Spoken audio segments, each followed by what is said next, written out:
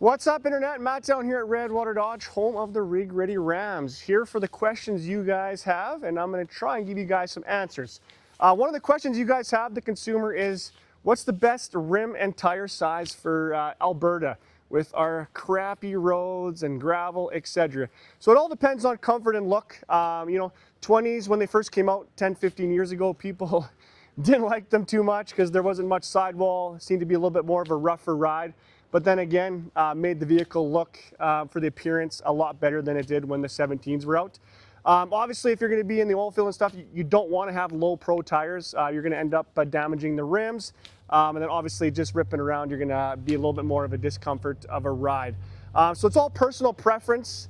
I wouldn't say 22s are bad, 20s are bad. It's all going to be personal preference. Some people just prefer a bigger sidewall. And then for the comfier ride.